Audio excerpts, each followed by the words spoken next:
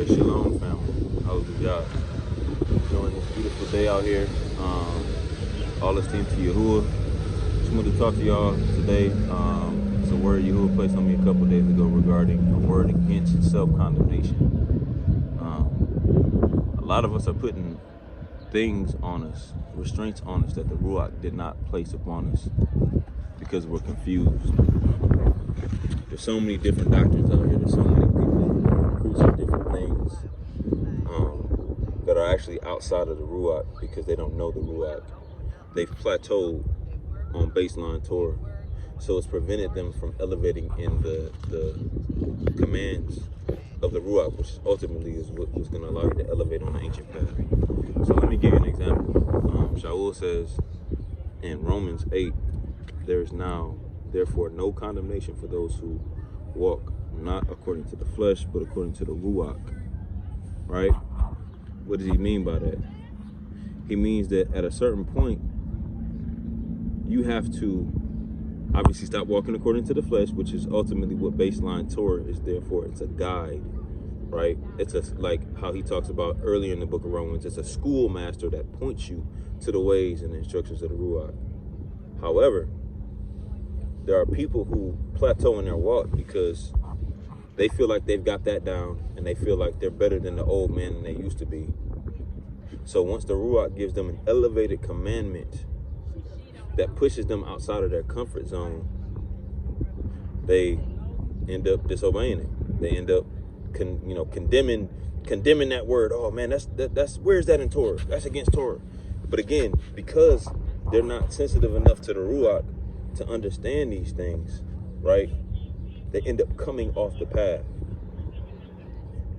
Self-condemnation ties into this because again, that comfort zone being pushed is ultimately it's a necessity for healing, right? When Naaman the leper was told to go dip in the Jordan River 7 times, you think that was comfortable for him? No, of course it wasn't comfortable for him, right? It's several accounts of this in script, but I'm saying all this to say that at the end of the day, we have to get to a place to where we are experiencing the freedom that comes from being in Yahusha. And no, it's not going to lead you to break Torah or break commandments, but you have to be ruachally tapped in to what Yahuwah is telling you, to know that what you're doing is a commandment from him. And that is when you will elevate. Yahuwah is tired of people being comfortable with baseline Torah. No, man, when are you going to elevate? When are you going to graduate? When are you going to stop condemning yourself and the people around you from elevating and experiencing the freedom that Yahusha gives us, that he created us to walk in him? Text says, who the Son sets free, he's what? Free indeed. We free out here. Doesn't mean that we free from Yahuwah's instruction. We're following his instruction, but we're free from condemnation.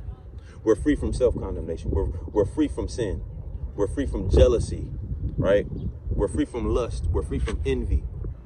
We're free from all the things that Babylon puts on us when we are born into this world of sin and iniquity and reborn into the world of truth, the order of truth that only comes through following Yahushua HaMashiach. So the bottom line is we have to really tap into Yahuwah and come out of our comfort zone. Yahuwah is saying it's time to come up from that baseline Torah stuff and graduate to follow and hearken to the elevated commandment. Graduate to the things that are Ruach.